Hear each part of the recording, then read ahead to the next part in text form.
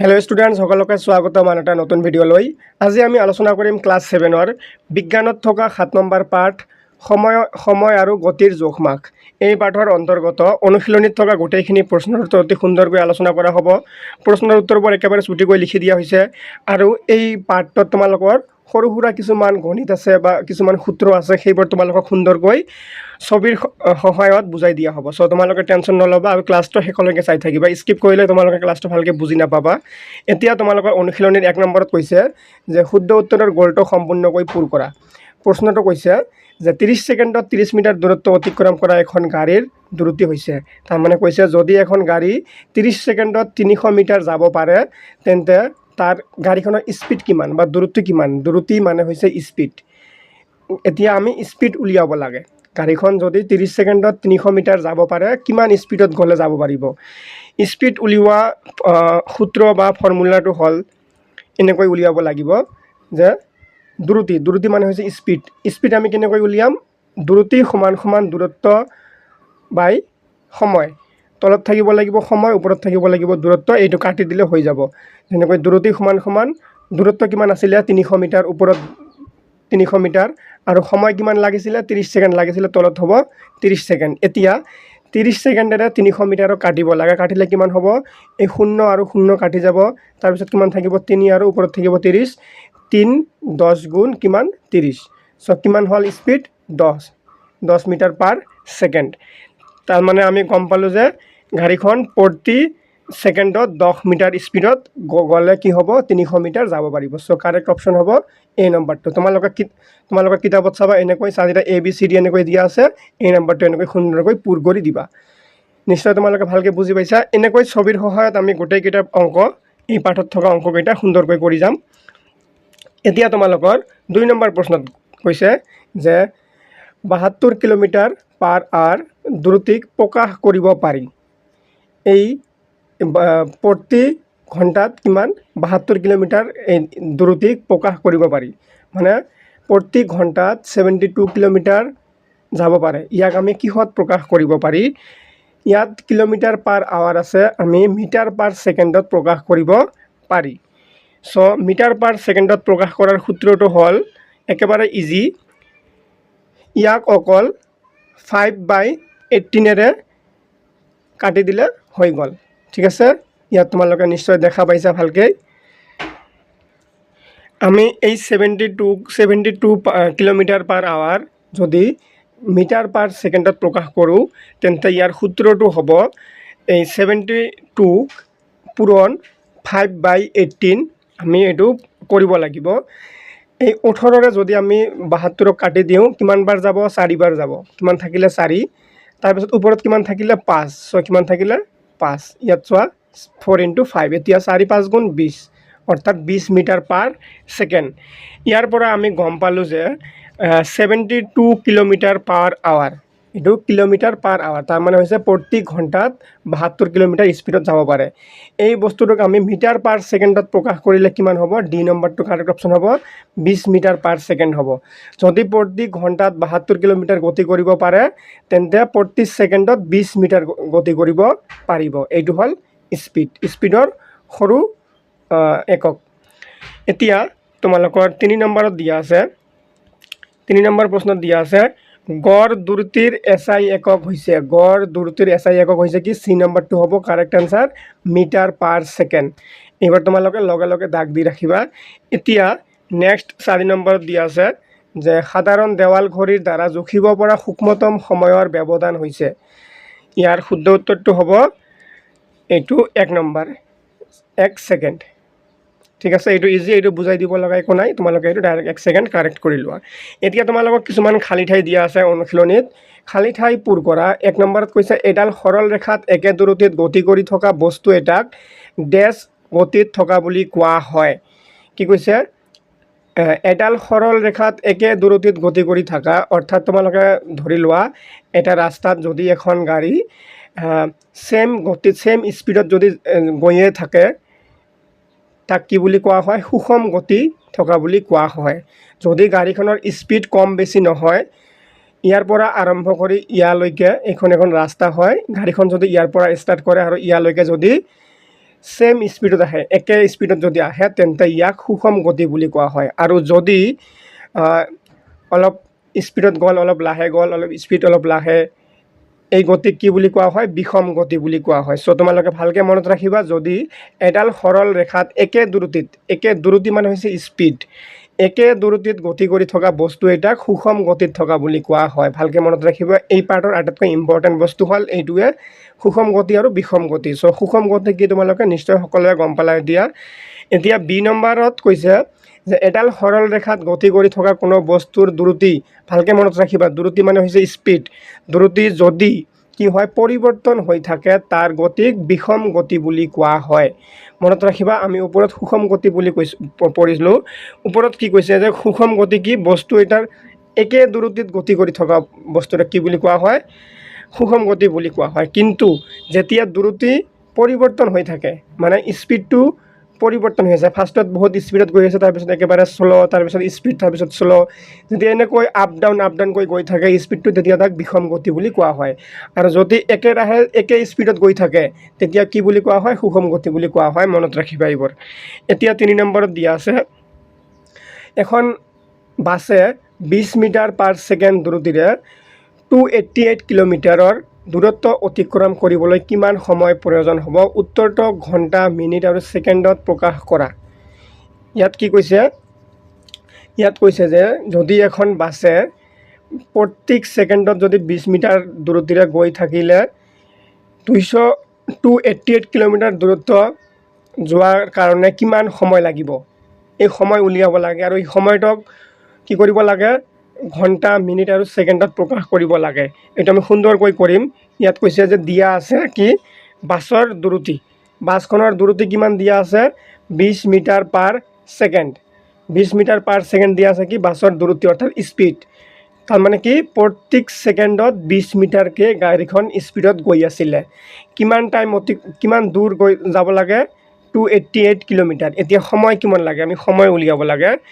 দূৰত্বক মিটাৰলৈ ৰূপান্তৰ কৰা, মানে এই দূৰত্বটোক কি আমি মিটাৰলৈ, ইয়াত কিলোমিটাৰত দিয়া আছে, মিটাৰত দূৰত্ব কি কৰিম? ৰূপান্তৰ কৰিম। কেনেকৈ কৰিম? 288ক 1000এদি পূৰণ কৰি দিম। পূৰণ কৰিলে কিমান হ'ব? এইটো একক, দশক, শতক, হাজাৰ, অযুত 28800 মিটাৰ। আমি কি কৰিলোঁ? এইটোক আমি কি কৰিলোঁ? মিটাৰ পাৰ, এইটো আমি কি কৰা হ'ল? মিটাৰলৈ ৰূপান্তৰ কৰা হ'ল। এতিয়া সূত্ৰটো ব্যৱহাৰ কৰিব লাগিব। সময় উলিওৱাৰ সূত্ৰটো হ'ল যে সময় সমান দূৰত্ব বাই দ্ৰুতি। ওপৰত থাকিব দূৰত্ব আৰু তলত থাকিব দ্ৰুতি। যেতিয়া আমি মিটাৰলৈ ৰূপান্তৰ কৰাৰ পিছত আমাৰ দূৰত্ব কিমান আছিলে? 28800। ওপৰত হ'ব কি? 28800 আৰু স্পীড কিমান আছিলে? Metre per second. আৰু এইটো কিয় ৰূপান্তৰ কৰা হৈছে গম পোৱা নে তোমালোকে? কাৰণ ইয়াত টাইমটো মিটাৰ পাৰ ছেকেণ্ডত দিয়া আছিলে, সময়টো মানে স্পীডটো মিটাৰ পাৰ ছেকেণ্ডত দিয়া থকাৰ কাৰণে আমি দূৰত্বটো মিটাৰলৈ ৰূপান্তৰ কৰিছোঁ। এতিয়া এই দ্ৰুতি স্পীডটো তলত দিম আৰু দূৰত্বটো ওপৰত থাকিব। এইটো কি কৰিব লাগিব? কাটিব লাগিব। কাটিলে কি হ'ব? এইটোৰে কাটিলে ইমান আহিব, ইমান ছেকেণ্ড হ'ব ইয়াৰ শুদ্ধ উত্তৰ। ছেকেণ্ডক ঘণ্টা, মিনিট আৰু ছেকেণ্ডলৈ ৰূপান্তৰ কৰা। 1 ঘণ্টাত কিমান হয়? 1 ঘণ্টাত 3600 ছেকেণ্ড হয়। চ' 14400ক 3600ৰে ভাগ কৰিলে 4 ঘণ্টা হ'ব। এইটো হ'ল এইবাৰ ইয়াৰ উত্তৰ। তোমালোকে এইখিনি সুন্দৰকৈ লিখি লোৱা, ঠিক আছে। এতিয়া 4 নম্বৰ প্ৰশ্নত কৈছে তোমালোকক যে তুমি দৈনন্দিন জীৱনত দেখা পোৱা বিষম গতিৰ 3টা উদাহৰণ লিখা। বিষম গতি মই তোমালোকক সুন্দৰকৈ বুজাই দিছোঁ ওপৰত, যে যেতিয়া কোনো এখন গাড়ী প্ৰথম অৱস্থাত অলপ স্পীডত গ'ল, তাৰপিছত অলপ শ্ল' গ'ল, তাৰপিছত আকৌ অলপ স্পীড, আকৌ শ্ল', যেতিয়া এনেকৈ স্পীডটোৰ পৰিৱৰ্তন হৈ থাকে, তেতিয়া তাক সেই গতিটোক বিষম গতি বুলি কোৱা হয়। চ' তোমালোকে এনেকুৱা ধৰণৰ 3টা বস্তু ক'ব লাগে দৈনন্দিন জীৱনত দেখা পোৱা, যে মই দৈনন্দিন জীৱনত দেখা পোৱা 3টা বিষম গতিৰ উদাহৰণ হ'ল, 1 নম্বৰটো হৈছে বজাৰৰ মাজেৰে যোৱা গাড়ী বা মটৰ চাইকেলৰ গতি। যেতিয়া বজাৰৰ মাজেদি এখন গাড়ী বা মটৰ চাইকেল যাই থাকে, আগফালে মানুহ থাকে, ভিৰ থকাৰ কাৰণে কি হয়? গাড়ীখন অলপ স্পীড যাব লাগে, লাহে যাব লাগে, থিয় হ'ব লাগে। চ' ট্ৰাফিক বা ৰাস্তাৰ ভিৰৰ বাবে চালকজনে সঘনাই গাড়ীখনৰ গতি কি কৰিব? বঢ়াব বা কমাব লগা হয় যিহেতু গাড়ীখনে এটা নিৰ্দিষ্ট দূৰত্বত চলি নাথাকে সেয়ে ই এক বিষম গতি।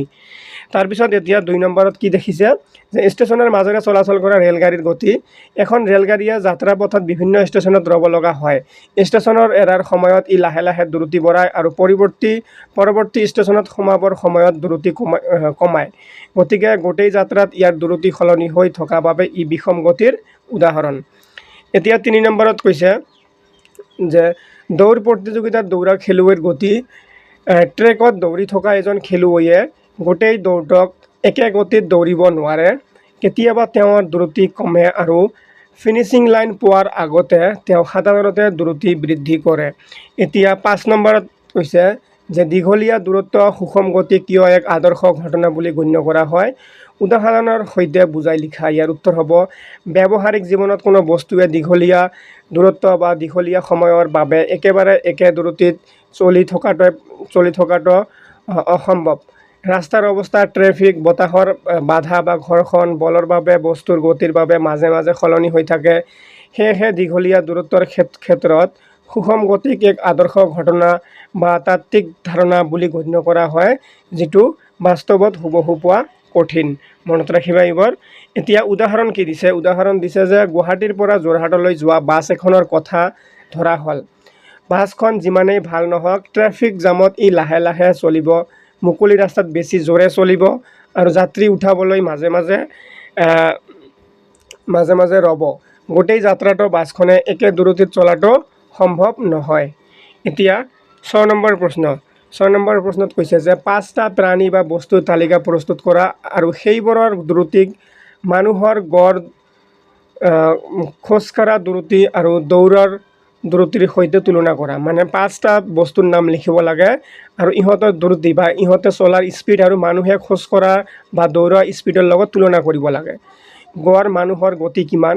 মানুহৰ গড় খোজকঢ়াৰ গতি হ'ল 5 কিলোমিটাৰ প্ৰতি ঘণ্টাত। এজন মানুহে প্ৰতি ঘণ্টাত 5 কিলোমিটাৰ খোজকাঢ়িব পাৰে। আৰু মানুহে দৌৰাৰ গতি কিমান? 10ৰ পৰা 12 কিলোমিটাৰ প্ৰতি ঘণ্টাত দৌৰিব পাৰে মানুহে। এতিয়া এখন তালিকা বনোৱা হৈছে যে শামুক, প্ৰাণী বা বস্তু, গতি বা স্পীড। শামুক কি কৰে? শামুক প্ৰতি ঘণ্টাত 0.0 কিলোমিটাৰ কি কৰে? ইয়াৰ স্পীড যাব পাৰে। চ' খোজকঢ়াতকৈ বহুত লেহেমীয়া। মানুহৰ তুলনাত ইয়াৰ খোজকঢ়া বহুত শ্ল' হয় আৰু মানুহৰ তুলনাত কিমান দৌৰে? বহুত কম, দৌৰাতকৈ বহুত লেহেমীয়া। এইটো মানুহৰ লগত তুলনা কৰা হৈছে আৰু ইয়াৰ স্পীডটো লিখা হৈছে। এতিয়া কুকুৰ 45 কিলোমিটাৰ প্ৰতি ঘণ্টাত কি কৰে? যাব পাৰে। প্ৰতি ঘণ্টাত 45 কিলোমিটাৰ গতিত যাব পাৰে। চ' খোজকঢ়াতকৈ বেছি দ্ৰুত, মানে মানুহতকৈ বেছি স্পীডত যাব পাৰে আৰু দৌৰতকৈ বেছি দ্ৰুত। তাৰপিছত দিয়া আছে ঘোঁৰা 60 কিলোমিটাৰ প্ৰতি ঘণ্টাত যাব পাৰে। চ' মানুহতকৈ খোজকঢ়াটো বেছি হ'ব স্পীডত আৰু দৌৰাটো বেছি হ'ব। তাৰপিছত গাড়ী ঘণ্টাত 50 কিলোমিটাৰ যাব পাৰে। চ' মানুহতকৈ খোজকঢ়াটো বহুত বেছি স্পীডত হ'ব আৰু দৌৰাটো স্পীডত যাব পাৰিব। তাৰপিছত নেক্সট দিয়া আছে চাইকেল 15 কিলোমিটাৰ প্ৰতি ঘণ্টাত যাব পাৰিব, কিন্তু মানুহে যাব নোৱাৰিব। চ' মানুহতকৈ বেছিয়ে হ'ব, দৌৰাতকৈ বেছিয়ে হ'ব। এতিয়া 7 নম্বৰ প্ৰশ্নত কৈছে যে তলত 2টা বাক্য দিয়া হৈছে, তাৰে এটা উক্তি আৰু আনটো যুক্তি।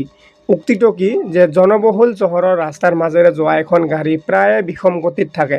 কিহত থাকে? বিষম গতিত থাকে, অৰ্থাৎ ইয়াৰ দ্ৰুতি পৰিৱৰ্তন হৈ থাকে। এতিয়া যুক্তি কৈছে যে বিষম গতিত বস্তু এটাই সমান সময়ৰ ব্যৱধানত অসম দূৰত্ব অতিক্ৰম কৰে। কি কৈছে? বস্তু এটাই সমান সময়ৰ ব্যৱধানত অসম দূৰত্ব অতিক্ৰম কৰে। এতিয়া কৈছে তলৰ বিকল্পসমূহৰ পৰা শুদ্ধ উত্তৰটো বাছি উলিওৱা। চ' ইয়াত শুদ্ধ কোনটো হ'ব? ইয়াত শুদ্ধ হ'ব A নম্বৰ অপশ্যনটো, যে উক্তি আৰু যুক্তি দুয়োটাই সঁচা আৰু যুক্তি হৈছে উত্তৰৰ সঠিক ব্যাখ্যা। চ' ইয়াত 4টা অপশ্যন দিয়া আছে, A নম্বৰ অপশ্যনটো শুদ্ধ হ'ব। এই নম্বৰটো তোমালোকে দাগ দি ৰাখিবা। ইয়াত দেখিছা 4টা কৈছে, 4টাৰ ভিতৰত যেনেকৈ ইয়াত আছে B, C, D, এইবোৰ এটা নহ'ব, এই A নম্বৰটো হ'ব শুদ্ধ এনচাৰ। ঠিক আছে। এতিয়া 8 নম্বৰ প্ৰশ্নত কৈছে যে যিকোনো এবিধ ট্ৰেক আৰু ফিল্ড ইভেণ্ট বাছনি কৰা, যেনে 100 মিটাৰ, 200 মিটাৰ বা 400 মিটাৰ দৌৰ। ইণ্টাৰনেট ব্যৱহাৰ কৰি একেটা ইভেণ্টৰ বাবে বৰ্তমান ৰাষ্ট্ৰীয় অভিলেখ আৰু অলিম্পিক অভিলেখ বিচাৰি উলিওৱা আৰু তুলনা কৰা। এইটো হ'ল তালিকাৰ উত্তৰ আমি সুন্দৰকৈ কৰিম। যেনেকৈ প্ৰতিযোগিতা 100 মিটাৰ, 200 মিটাৰ আৰু 400 মিটাৰ প্ৰশ্নত কৈছে ৰাষ্ট্ৰীয় অভিলেখ, অলিম্পিক অভিলেখ আৰু পাৰ্থক্যটো ইয়াত লিখিব লাগিব। চ' এইটো হ'ল ইয়াৰ উত্তৰ হিচাপে তোমালোকে তালিকাখন পূৰ কৰি ল'বা। এইটো হ'ল উত্তৰ। 100 মিটাৰ মহিলা কিমান 11.17 ছেকেণ্ডত কি দ্যুতি চান্দ আৰু অলিম্পিকত 10.61 ছেকেণ্ড এইটো অলিম্পিক। চ' পাৰ্থক্য কিমান? পাৰ্থক্য হ'ল 0.56 ছেকেণ্ড। এনেকৈ তোমালোকে এই তালিকাখন পূৰ কৰি ল'বা। কিতাপত তোমালোকৰ এখন তালিকা দিয়া আছে, তোমালোকে পূৰ কৰি ল'বা। 20 মিটাৰ 200 মিটাৰত কিমান হ'ব? 200 মিটাৰত অনিমেষ কুজুৰীয়ে কি কৰিছিলে 20.32 ছেকেণ্ডত কৰিছিলে আৰু অলিম্পিকত হ'ল 19.30 ছেকেণ্ড। চ' 1.2 ছেকেণ্ড হৈছে পাৰ্থক্য। তাৰপিছত 400 মিটাৰত দিয়া আছে 50.79 ছেকেণ্ড হিমা দাস, অলিম্পিকত 48.17 ছেকেণ্ড। চ' পাৰ্থক্য হ'ব 2.62 ছেকেণ্ড। এতিয়া তুলনা আৰু সিদ্ধান্ত।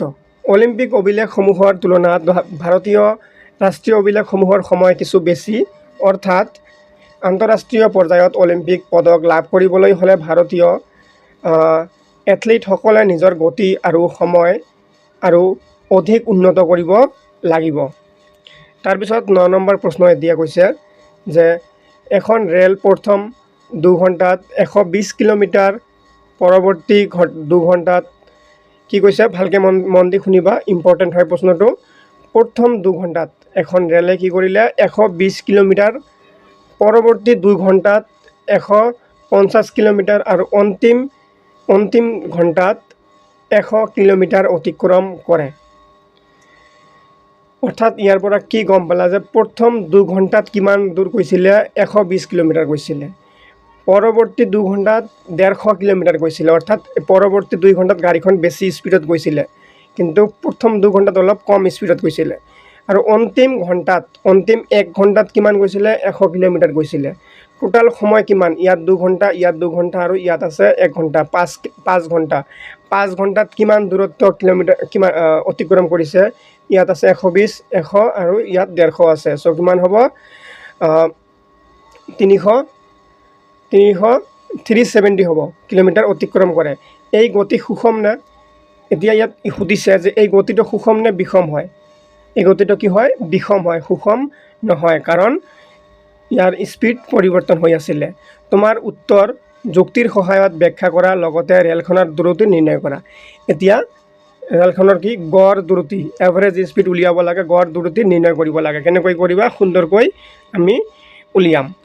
ইয়াত কৈছে বিষম গতিৰ সহজ বিশ্লেষণ। ইয়াত দিয়া আছে, তোমালোকে বিশ্লেষণটো ভালকৈ চাবা যে প্ৰথম 2 ঘণ্টাত কি কৰিছিলে? 120 কিলোমিটাৰ গৈছিলে। অৰ্থাৎ স্পীড কিমান আছিল? স্পীড আছিলে 60 কিলোমিটাৰ পাৰ আৱাৰ। ইয়াত দ্ৰুতি কিমান আছিলে? 60। প্ৰতি ঘণ্টাত 60 কিলোমিটাৰ গ'লে 2 ঘণ্টাত কিমান হ'ব? 120 কিলোমিটাৰ যাব পাৰিব।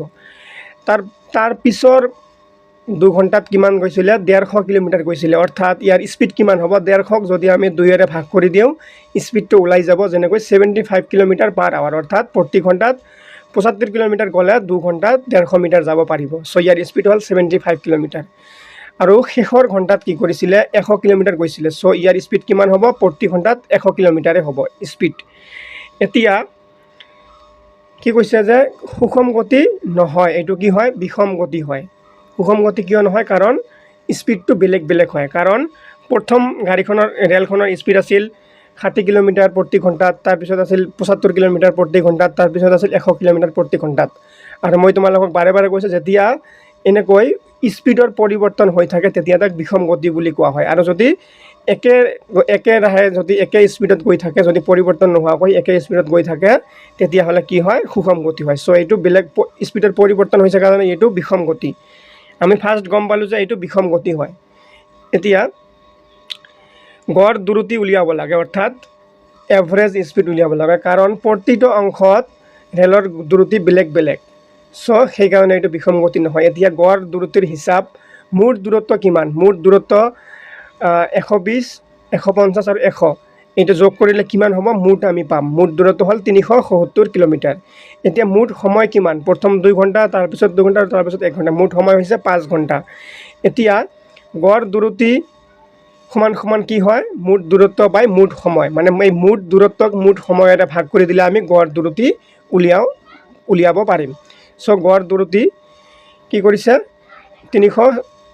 377ক 5ৰে কি কৰিব লাগে ভাগ কৰিব লাগে তো কিমান হ'ব 74 কিলোমিটাৰ/আৱাৰ হ'ব সো গড় দূৰত্ব হ'ল 74 কিলোমিটাৰ/আৱাৰ প্ৰতি ঘণ্টাত কিমান গৈছিলে প্ৰতি ঘণ্টাত 5 ঘণ্টাত যদি 377 কিলোমিটাৰ যায় সো প্ৰতি ঘণ্টাত কিমান স্পিডত যাব লাগিব 74 কিলোমিটাৰ স্পিডত যাব লাগিব এইটো হ'ল ইয়াৰ শুদ্ধ উত্তৰ তোমালোকে এই পিকচাৰখন ভালকৈ তোমালোকে গোটেইখন লিখি ল'বা ঠিক আছে এতিয়া 10 নম্বৰ প্ৰশ্নত কৈছে যে পাৰ্থই তেওঁৰ বন্ধুক 60 কিলোমিটাৰ দূৰৰ এখন চহৰত লগ কৰাৰ সিদ্ধান্ত লয় কিমান কিলোমিটাৰ দূৰত তাৰ পৰা 60 কিলোমিটাৰ দূৰত তাৰ বন্ধু থাকে তাক লগ কৰাৰ সিদ্ধান্ত লয় তেওঁ ৰাতিপুৱা 8টা বজাত তেওঁৰ স্কুটাৰত যাত্ৰাত আৰম্ভ কৰে আৰু প্ৰথম 30 কিলোমিটাৰৰ বাবে 40 কিলোমিটাৰ স্পীডত যায় মানে প্ৰথম 30 কিলোমিটাৰ কি কৰিছিলে 40 কিলোমিটাৰ/আৱাৰ স্পীডত গৈছিলে এই 40টো হ'ল স্পীড কিলোমিটাৰ km হ'ল কিলোমিটাৰ আৰু h হৈছে আৱাৰ অৰ্থাৎ প্ৰতি ঘণ্টাত 40 কিলোমিটাৰ স্পীডত গৈছিলে প্ৰথম 30 কিলোমিটাৰ 40 স্পীডত গৈছিলে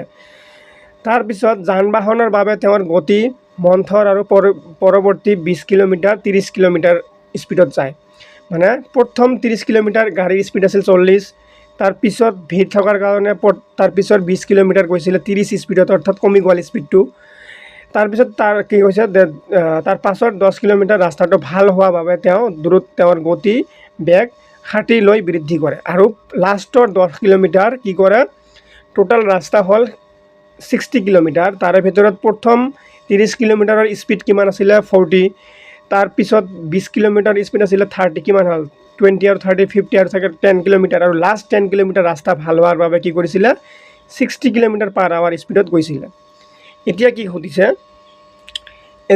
যে পাৰ্থই কিমান সময়ত গোটেই যাত্ৰাটো সম্পূৰ্ণ কৰিব মানে এই পাৰ্থই কিমান সময়ত গোটেই যাত্ৰাটো সম্পূৰ্ণ কৰিব পাৰ্থই ভ্ৰমণ কৰা মুঠ দূৰত্ব কিমান আমি প্ৰথম এনসাৰটো চাম যে পাৰ্থৰ কিমান সময় লাগিব মুঠ যাত্ৰাটো সম্পূৰ্ণ কৰিবলৈ ইয়াৰ উত্তৰ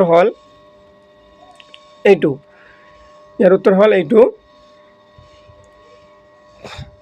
এইটো প্ৰথম 30 কিলোমিটাৰ স্পীড আছিল 40 তাৰ পিছৰ 20 কিলোমিটাৰ স্পীড আছিল 30 আৰু তাৰ পিছৰ 10 কিলোমিটাৰ স্পীড আছিল 60 সো মুঠ সময় লাগিব 95 মিনিট ঠিক আছে তোমালোকে ভালকৈ মনত ৰাখিবা 95 মিনিট লাগিব সো তোমালোকে লিখিবা 95 মিনিট মানে 1 ঘণ্টা 35 মিনিট লাগিব মুঠ মানে 60 কিলোমিটাৰ যাওঁতে কিমান লাগিব এইখিনি সময় লাগিব ঠিক আছে ইয়াত টাইম তাৰ পিছত 2 নম্বৰত কি কৈছে তোমালোকক 2 নম্বৰ প্ৰশ্নত কৈছে আমি সময়টো উলিয়াই লৈছোঁ যে সম্পূৰ্ণ যাত্ৰাটো সম্পূৰ্ণ কৰোঁতে কিমান টাইম লাগিব পাৰ্থই কিমান সময়ত গোটেই যাত্ৰাটো সম্পূৰ্ণ কৰিছিল 1 ঘণ্টা 35 মিনিট বা 90 মিনিটত তাৰ পিছত 2 নম্বৰত কৈছে পাৰ্থই ভ্ৰমণ কৰা মুঠ দূৰত্ব কিমান পাৰ্থই ভ্ৰমণ কৰা মুঠ দূৰত্ব সকলোৱে জানা তোমালোকে 60 কিলোমিটাৰ এইটো তোমালোকক কোৱেশ্চনতে কৈ দিয়া আছে যে প্ৰথমত 30 কিলোমিটাৰ তাৰ পিছত 20 কিলোমিটাৰ তাৰ পিছত 10 কিলোমিটাৰ এই তিনিটা যোগ কৰি দিলে কিমান হ'ব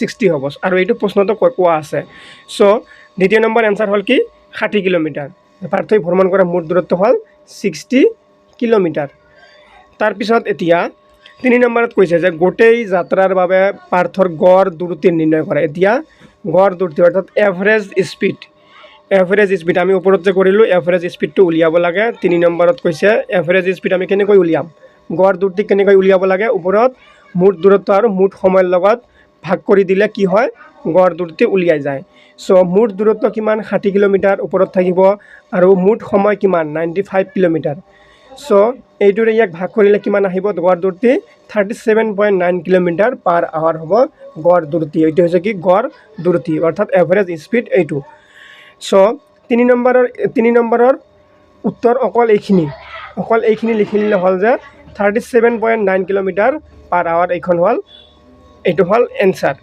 তাৰ পিছত এতিয়া 4 নম্বৰ প্ৰশ্নত কি কৈছে 4 নম্বৰ প্ৰশ্নত কৈছে যে পাৰ্থৰ গতি সুষম আছিল নে বিষম আছিল তোমাৰ উত্তৰ যুক্তিৰ সহায়ত ব্যাখ্যা কৰা এতিয়া তোমালোকে নিজে কমেন্ট কৰি কোৱাচোন এতিয়া পাৰ্থৰ গতি সুষম নে বিষম কাৰণ কি কৰিছিলে প্ৰথম 30 কিলোমিটাৰ 40 স্পীডত গৈছিলে, তাৰপিছত 20 কিলোমিটাৰ 30 স্পীডত গৈছিলে আৰু শেষৰ 10 কিলোমিটাৰ 60 স্পীডত গৈছিলে। চ' এইটো কি বিষম। এতিয়া কি যুক্তিৰে উত্তৰটো লিখিব লাগে। চ' তোমালোকে ভালকৈ লিখি দিবা নিজে। এইটো 4 নম্বৰত কৈছে যে গতিৰ প্ৰকাৰ আৰু কাৰণ, সুষম গতি আৰু অসম গতি। চ' এইটো তোমালোকে লিখিব নালাগে, তোমালোকে কি কৰিব লাগিব, গোটেই যাত্ৰা সলনি হৈ থাকে। এইটো তোমালোকে লিখিবা। এই যাত্ৰা ইয়াত কি সুধিছে তোমালোকে যে এই পাৰ্থৰ গতি সুষম আছিল নে বিষম। তোমালোকে লিখিবা বিষম আছিলে। কাৰণটো লিখিবা কি যে পাৰ্থৰ এই যাত্ৰাৰ দ্ৰুতি পৰিৱৰ্তন হৈ আছিলে, সেইকাৰণে এই যাত্ৰা কি হ'ব, বিষম হ'ব। তাৰপিছত 5 নম্বৰত কি কৈছে, যদি পাৰ্থই 40 কিলোমিটাৰ পাৰ আৱাৰত স্থিৰ সুষম গতিৰে গোটেই 60 কিলোমিটাৰ ভ্ৰমণ কৰে, তেন্তে প্ৰকৃত সময়ৰ তুলনাত তেওঁ কিমান সময় ৰাহি কৰিলেহেঁতেন বা হেৰুৱালেহেঁতেন। মানে ইয়াত এতিয়া কৈছে যে যদি এই 60 কিলোমিটাৰ ৰাস্তা যদি 40 স্পীডত গ'ল হয়, একেৰাহে কম বেছি নকৰি অকল 40 স্পীডতে যদি গৈ থাকিল হয়, তেতিয়া 60 কিলোমিটাৰ যাওঁতে কিমান সময় বাচিলে হয়। মানে প্ৰকৃত এতিয়া কিমান লাগিছে 95 মিনিট বা 1 ঘণ্টা 35 মিনিট লাগিছে, কিন্তু তেতিয়া কিমান সময় কম লাগিলে হয় বা কিমান সময় বেছি লাগিলে হয়। এইটো উত্তৰ আমি সুন্দৰকৈ কৰিম। এইটো ইয়াত দিয়া আছে সময়ৰ পাৰ্থক্যৰ বিশ্লেষণ। এইটো 5 নম্বৰ। কিমান লাগিছে, 1 ঘণ্টা 30 মিনিট লাগিছে আৰু কাল্পনিকটো কিমান 40 কিলোমিটাৰ। চ' এতিয়া আমি কি কৰিম, এইটো কৰিলে কিমান হ'ব, 5 মিনিট আমি কম লাগিব। তোমালোকে ডাইৰেক্ট লিখি ল'বা 5 মিনিট কম লাগিব। ইয়াৰ 5 নম্বৰৰ উত্তৰটো লিখি ল'বা যে কি কৰিব, 5 মিনিট সময় ৰাহি কৰিলেহেঁতেন। 5 মিনিট সময় ৰাহি কৰিলেহেঁতেন, এইখিনি লিখি লোৱা। 5 মিনিট সময় কম লাগিলেহেঁতেন যদি গোটেই 60 কিলোমিটাৰটো 40 স্পীডত গ'লে হয়, 5 মিনিট বেছি বা 5 মিনিট কম লাগিলে হয়। ঠিক আছে। এনেকৈ এতিয়া তোমালোকৰ এই পাঠৰ শেষৰটো প্ৰশ্ন এইটো হ'ল, গতিকে তেওঁ সময় ৰাহি কৰিলেহেঁতেন 95 মিনিট মাইনাছ 90 মিনিট। চ' 5 মিনিটটো হ'ল তোমালোকৰ শুদ্ধ উত্তৰ। শুদ্ধ উত্তৰ কিমান, এই 5 মিনিটটো হ'ল শুদ্ধ উত্তৰ। এইখিনি নিলিখিলেও হ'ব, নহ'লে তোমালোকে ডাইৰেক্ট লিখি ল'বা যে 5 মিনিট ৰাহি কৰিলেহেঁতেন। এতিয়া 11 নম্বৰ প্ৰশ্নত কৈছে, 11 নম্বৰ প্ৰশ্নত এটা ছবি দিয়া আছে। ছবিত এনেকৈ কোৱা আছে, গতিৰ অবিৰত দ্ৰুতি আৰু পৰিৱৰ্তনশীল দ্ৰুতি কি হ'ব, এইটো হ'ব সুষম আৰু এইটো হ'ব বিষম। বাছ এইখিনি লিখিলে হৈ গ'ল। ঠিক আছে। ইয়াত এই অবিৰত দ্ৰুতিৰ তলত সুষম গতি লিখি ল'বা আৰু পৰিৱৰ্তনশীল দ্ৰুতিৰ লগত বিষম লিখি ল'বা। বাছ ইয়াৰ উত্তৰ হৈ গ'ল। আৰু এনেকৈ এই পাঠৰ অন্তৰ্গত আমি গোটেইখিনি পৰীক্ষাৰ বাবে প্ৰয়োজনীয় বস্তুবোৰ আলোচনা কৰিলোঁ। আশা কৰিছোঁ তোমালোকে ক্লাছটো বুজি পাইছা। বুজি পালে লাইক কমেণ্ট কৰি শ্বেয়াৰ কৰি দিবা। ধন্যবাদ সকলোকে।